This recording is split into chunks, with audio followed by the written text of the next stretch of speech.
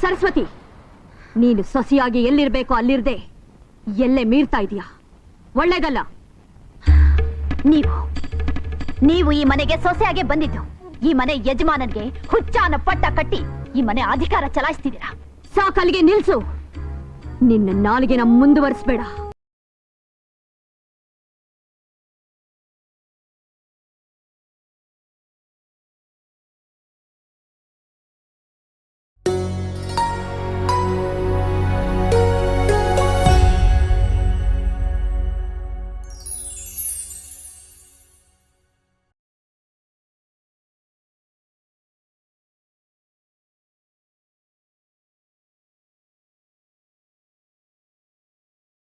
ವೀಕ್ಷಕ ಬಂಧುಗಳಿಗೆ ನಮಸ್ಕಾರ.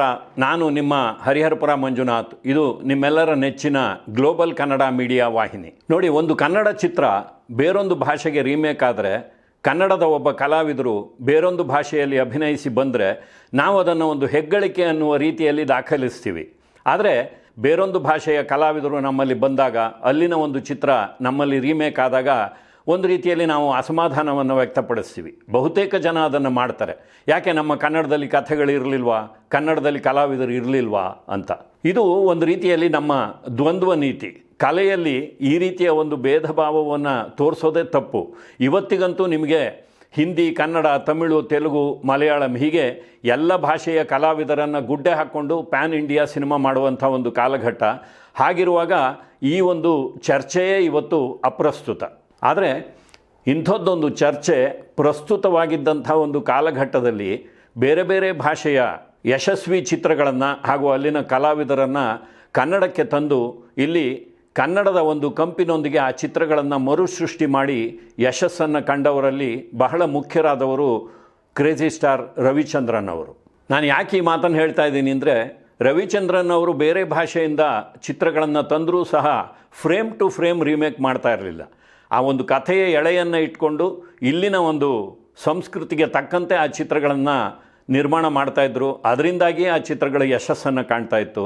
ಅದೇ ರೀತಿಯಲ್ಲಿ ಕನ್ನಡಕ್ಕೆ ತೆರೆಗೆ ಬಂದ ಒಂದು ಚಿತ್ರ 1993ರಲ್ಲಿ ಡಿ ರಾಜೇಂದ್ರ ಬಾಬು ಅವರು ನಿರ್ದೇಶನ ಮಾಡಿ ರವಿಚಂದ್ರನ್ ಅವರು ನಾಯಕರಾಗಿ ಅಭಿನಯಿಸಿದ ಅಣ್ಣಯ್ಯ ಚಿತ್ರ.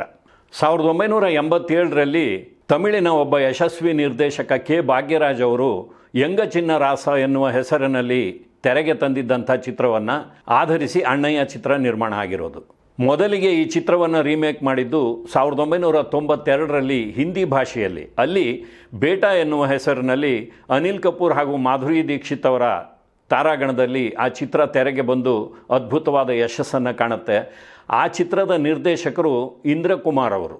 ಅಣ್ಣಯ್ಯ ಚಿತ್ರದ ಕಥೆಯಲ್ಲಿ ಅಣ್ಣಯ್ಯ ತಾಯಿಯನ್ನು ಕಳೆದುಕೊಂಡ ಒಬ್ಬ ತಬ್ಬಲಿ, ಆತನನ್ನು ಚೆನ್ನಾಗಿ ನೋಡಿಕೊಳ್ಳಿ ಅಂತ ಹೇಳಿ ಆತನ ತಂದೆ ಮರು ಮದುವೆ ಆಗ್ತಾನೆ. ಹಾಗೆ ಬರುವ ಮಲತಾಯಿ ಆತನ ಮೇಲೆ ಹುಸಿ ಪ್ರೀತಿಯನ್ನು ತೋರಿಸ್ತಾ ಅವನು ಸರಿಯಾದ ರೀತಿಯಲ್ಲಿ ಬೆಳೀದೇ ಇರೋ ಹಾಗೆ ನೋಡಿಕೊಳ್ಳುವಂಥ ಒಂದು ಕಥಾವಸ್ತುವನ್ನು ಹೊಂದಿರುವಂಥ ಚಿತ್ರ. ಈ ಚಿತ್ರದಲ್ಲಿ ಅಣ್ಣಯ್ಯನಷ್ಟೇ ಪ್ರಭಾವಶಾಲಿಯಾದ ಪಾತ್ರ ಆತನ ಮಲತಾಯಿಯ ಪಾತ್ರ. ಬೇಟಾ ಚಿತ್ರದಲ್ಲಿ ಆ ಪಾತ್ರವನ್ನು ನಿರ್ವಹಿಸಿದ್ದವರು ಅರುಣಾ ಇರಾನಿಯವರು. ಆ ಚಿತ್ರದ ಅಭಿನಯಕ್ಕಾಗಿ ಅವರಿಗೆ ಶ್ರೇಷ್ಠ ಪೋಷಕ ನಟಿ ಎನ್ನುವ ಫಿಲ್ಮ್ಫೇರ್ ಪ್ರಶಸ್ತಿ ಬರುತ್ತೆ. ಆ ಒಂದು ಹಿನ್ನೆಲೆಯಲ್ಲಿ ರವಿಚಂದ್ರನ್ ಅವರು ಅರುಣಾ ಇರಾನಿಯವರನ್ನೇ ಕನ್ನಡಕ್ಕೂ ಆ ಪಾತ್ರಕ್ಕೆ ಕರೆದುಕೊಂಡು ಬರ್ತಾರೆ. ಇವತ್ತಿನ ಸಂಚಿಕೆ ಅರುಣಾ ಇರಾನಿಯವರನ್ನು ಕುರಿತಂತೆ. ಅದಕ್ಕಾಗಿ ಇಷ್ಟು ಪೀಠಿಕೆಯನ್ನು ಹೇಳಿದ್ದೀನಿ. ಅರುಣಾ ಇರಾನಿಯವರು ಹುಟ್ಟಿದ್ದು 1946ನೇ ಇಸ್ವಿ ಆಗಸ್ಟ್ ತಿಂಗಳ 18ನೇ ತಾರೀಕು. ಅವರ ಹೆಸರೇ ಹೇಳುವ ಹಾಗೆ ಅವರ ತಂದೆ ಫಾರಿದುನ್ ಇರಾನಿಯವರು ಇರಾನಿ ಮೂಲದವರು ಹಾಗೂ ಅವರ ತಾಯಿ ಹಿಂದೂ ಆದಂಥ ಶಗುನಾ ಇರಾನಿಯವರು. ಫಾರಿದುನ್ ಇರಾನಿಯವರು ಒಂದು ನಾಟಕ ಸಂಸ್ಥೆಯನ್ನು ನಡೆಸ್ತಾ ಇರ್ತಾರೆ. ಅವರ ಪತ್ನಿ ಕೂಡ ನಟಿಯಾಗಿ ಆ ಕಂಪನಿಯಲ್ಲಿ ನಾಟಕಗಳನ್ನು ಮಾಡ್ತಾ ಇರ್ತಾರೆ. ಈ ದಂಪತಿಗಳಿಗೆ 9 ಜನ ಮಕ್ಕಳು, 6 ಜನ ಹೆಣ್ಣು ಮಕ್ಕಳು ಹಾಗೂ 3 ಜನ ಗಂಡು ಮಕ್ಕಳು. ಅವರಲ್ಲಿ ಹಿರಿಯರೇ ಇವತ್ತಿನ ಸಂಚಿಕೆಯ ನಾಯಕಿ ಅರುಣಾ ಇರಾನಿಯವರು.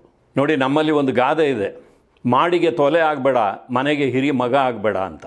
ಮಾಡು ಅಂದರೆ ಮನೆಯ ರೂಫು. ಹಿಂದೆ ಎಲ್ಲ ಮರದಲ್ಲಿ ತೊಲೆಗಳನ್ನು ಹಾಕಿ ಅದರ ಮೇಲೆ ಹೆಂಚನ್ನು ಹೊದಿಸ್ತಾ ಇದ್ದರು. ಅಲ್ಲಿ ಆ ಇಡೀ ಒಂದು ಛಾವಣಿಯ ಭಾರವನ್ನು ಹೊರೋದೇ ತೊಲೆಗಳು.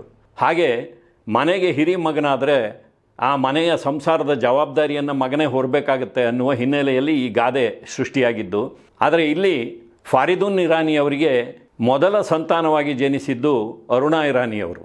ನೋಡಿ, ಆವತ್ತಿನ ಕಾಲಘಟ್ಟದಲ್ಲಿ ಗಂಡು ಮಕ್ಕಳೇ ಸಂಸಾರದ ಜವಾಬ್ದಾರಿಯನ್ನು ಹೊರ್ತಾರೆ ಅನ್ನುವ ಒಂದು ಹಿನ್ನೆಲೆಯಲ್ಲಿ ಈ ಗಾದೆ ಸೃಷ್ಟಿಯಾಗಿದೆ. ಆದರೆ ಎಷ್ಟೋ ಜನ ಹೆಣ್ಣು ಮಕ್ಕಳು ಕೂಡ ಸಂಸಾರದ ಜವಾಬ್ದಾರಿಯನ್ನು ಹೊರ್ತಾ ಇದ್ದರು.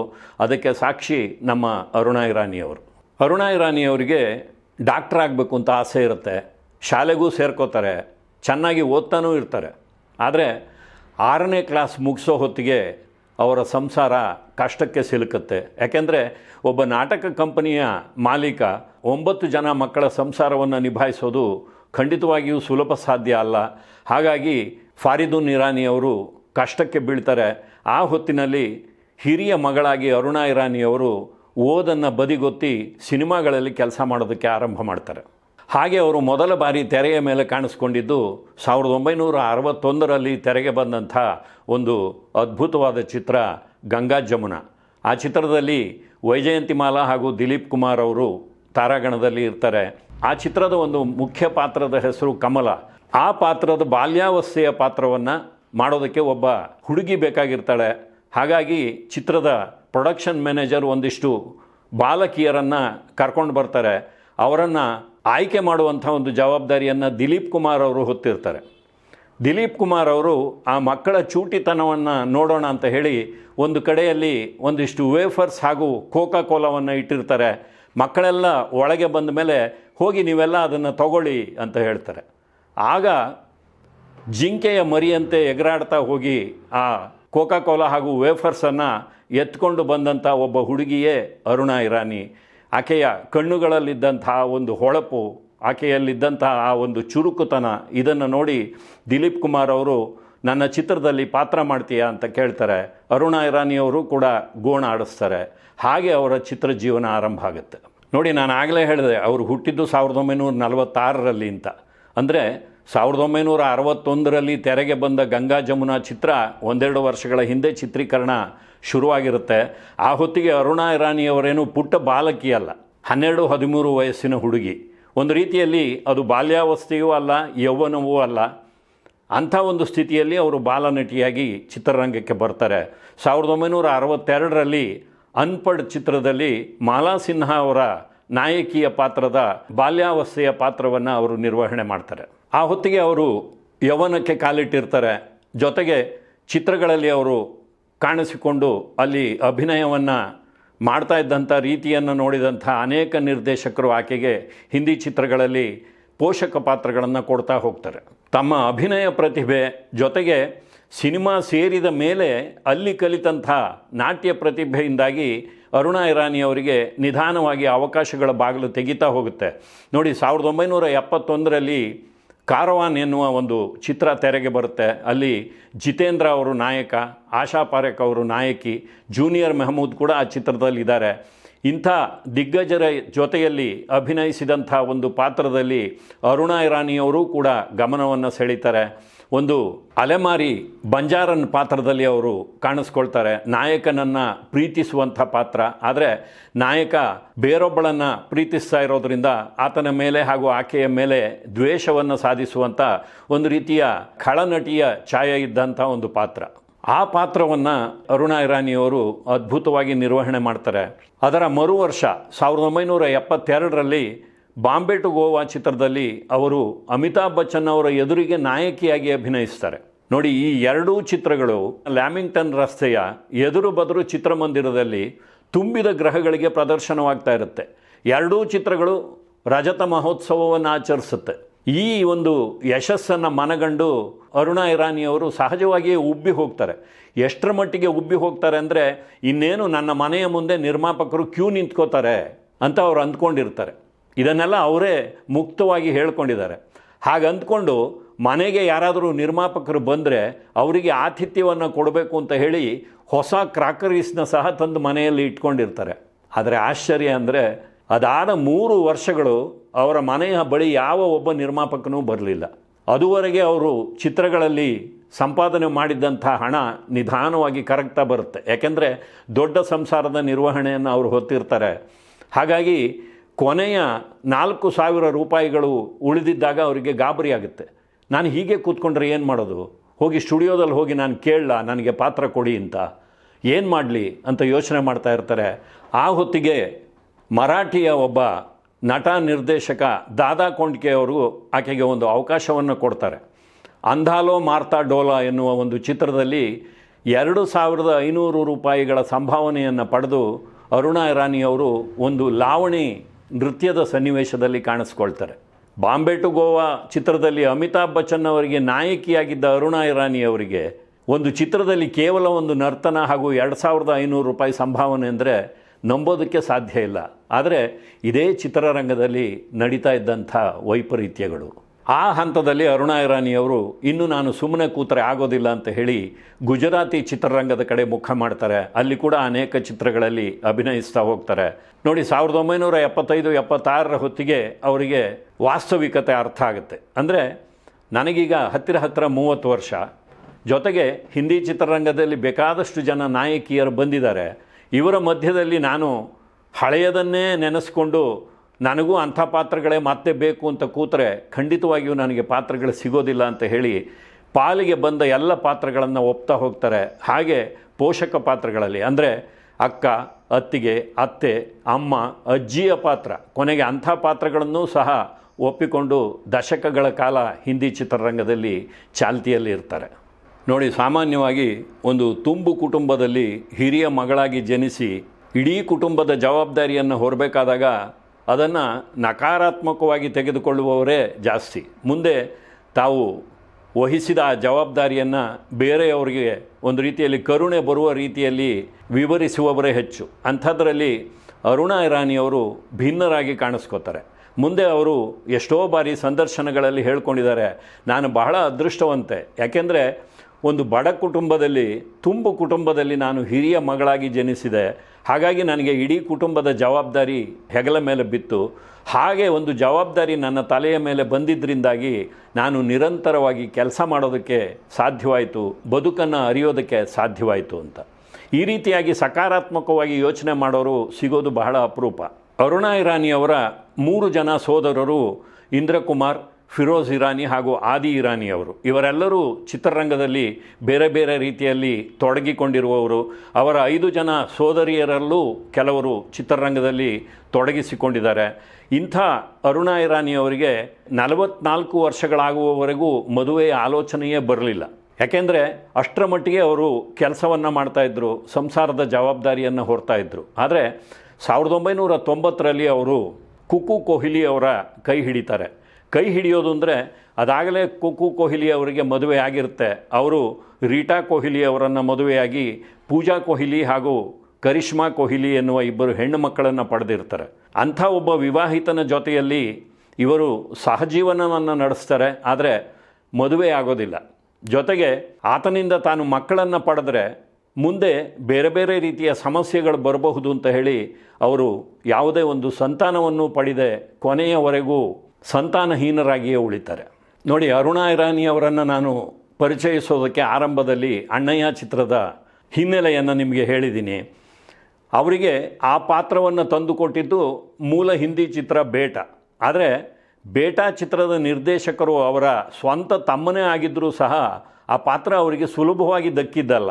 ಯಾಕೆಂದರೆ ಆ ಪಾತ್ರವನ್ನು ಯಾರ್ಯಾರಿಂದ ಮಾಡಿಸ್ಬೇಕು ಅಂತ ಹೇಳಿ ತಮ್ಮ ಇಂದ್ರಕುಮಾರ್ ತನ್ನ ಚೊಚ್ಚಿಲ ನಿರ್ದೇಶನದ ಚಿತ್ರವಾದ್ದರಿಂದ ಅನುಭವಿ ನಟಿ ತನ್ನ ಅಕ್ಕ ಅರುಣಾ ಇರಾನಿ ಅವರನ್ನೇ ಈ ಒಂದು ವಿಚಾರದಲ್ಲಿ ಸಲಹೆಯನ್ನು ಕೇಳ್ತಾರೆ.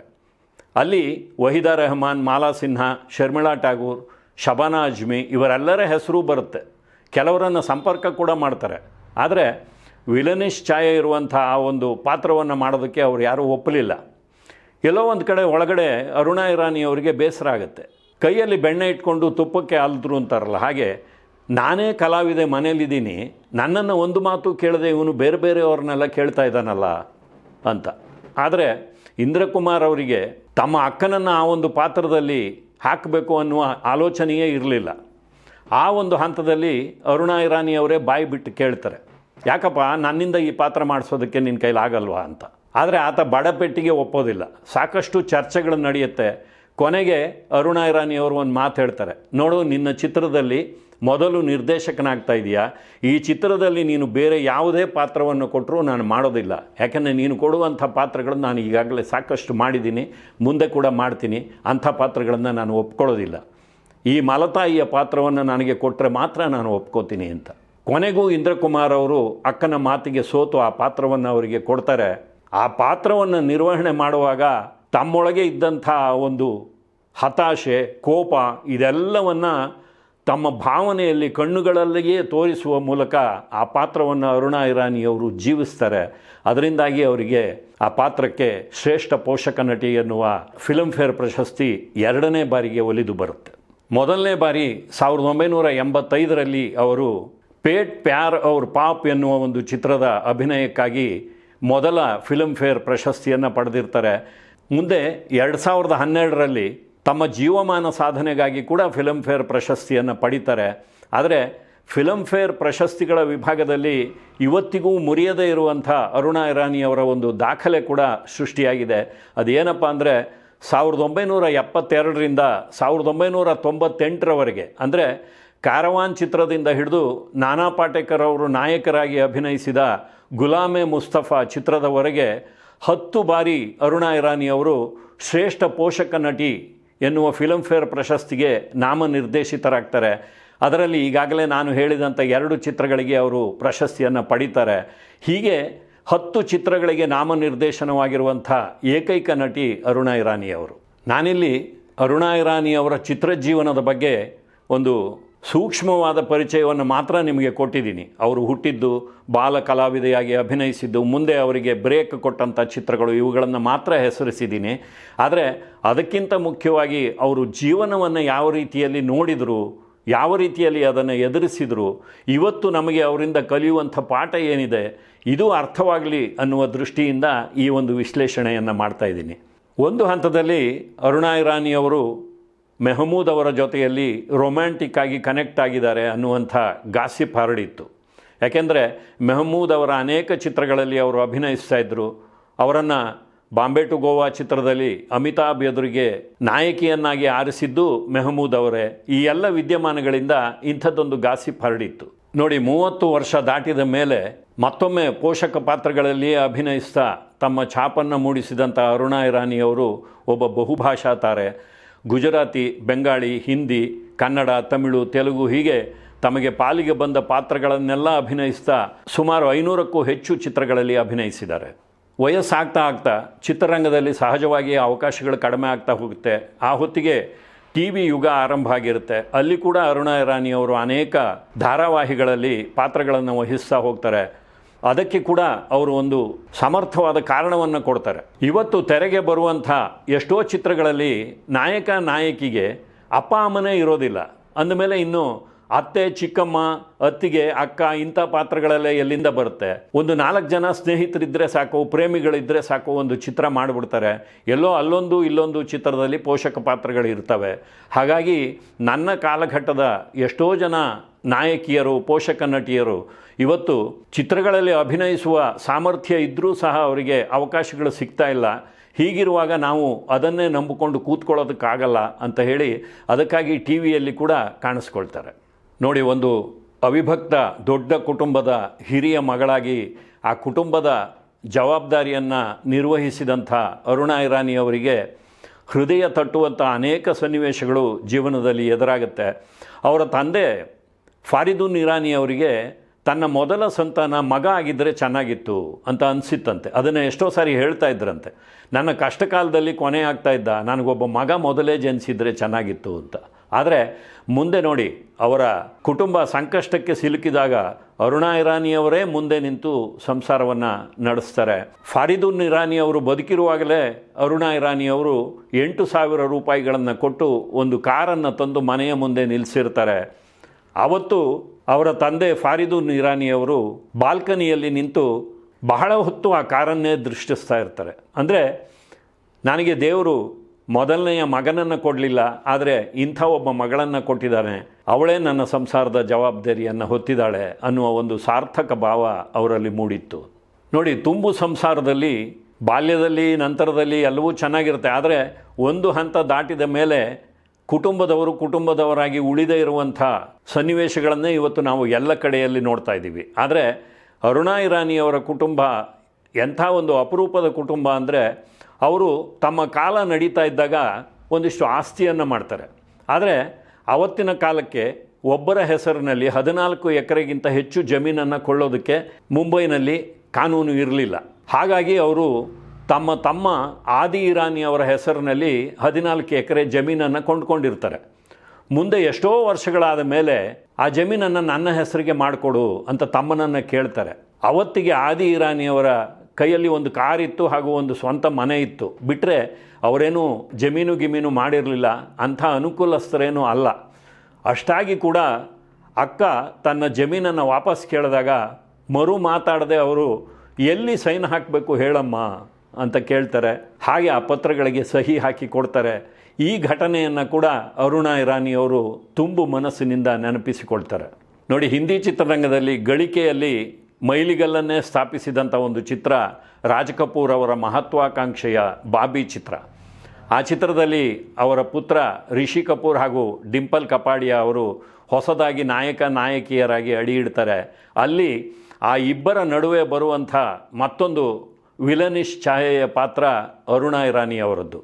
ಆ ಪಾತ್ರವನ್ನು ಮಾಡೋದಕ್ಕೂ ಸಹ ಎಷ್ಟೋ ಜನ ಒಪ್ಪಿರಲಿಲ್ವಂತೆ. ಆದರೆ ಅರುಣಾ ಇರಾನಿಯವರು ಸಮರ್ಥವಾಗಿ ಆ ಪಾತ್ರವನ್ನು ನಿರ್ವಹಣೆ ಮಾಡಿ ಹೆಸರು ಗಳಿಸ್ತಾರೆ. 1973ರಲ್ಲಿ ಆ ಚಿತ್ರ ತೆರೆಗೆ ಬಂದಿದ್ದು.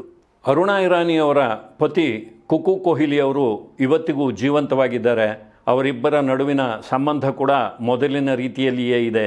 ಆದರೆ ಅರುಣಾ ಇರಾನಿಯವರ ದುರಾದೃಷ್ಟ, ಅವರಿಗೆ 2 ಬಾರಿ ಬ್ರೆಸ್ಟ್ ಕ್ಯಾನ್ಸರ್ ಆಗಿ ಅದರಿಂದ ಅವರು ಬದುಕಿ ಉಳಿದು ಬಂದಿದ್ದಾರೆ. ಜೊತೆಗೆ ವಯೋಸಹಜವಾದಂಥ ಸಕ್ಕರೆ ಕಾಯಿಲೆ, ಹೀಗೆ ಅದರಿಂದ ಉಂಟಾಗಬಹುದಾದಂಥ ಕಿಡ್ನಿ ಸಮಸ್ಯೆ ಇವೆಲ್ಲವೂ ಎದುರಾದಾಗ ಅದೆಲ್ಲವನ್ನು ಸಮರ್ಥವಾಗಿ ಎದುರಿಸಿ ಇವತ್ತೂ ಸಹ ಒಂದು ಸಂತೃಪ್ತ ಜೀವನವನ್ನು ನಡೆಸ್ತಾ ಇರುವಂಥ ಮಹಿಳೆ ಅರುಣಾ ಇರಾನಿಯವರು. ಅವರ ಗೌರವಾರ್ಥ ಈ ಒಂದು ಸಂಚಿಕೆಯನ್ನು ನಿಮ್ಮ ಮುಂದೆ ಇಟ್ಟಿದ್ದೀನಿ. ಮತ್ತೆ ಮುಂದಿನ ಸಂಚಿಕೆಯಲ್ಲಿ ಭೇಟಿ ಮಾಡ್ತೀನಿ. ನಮಸ್ಕಾರ.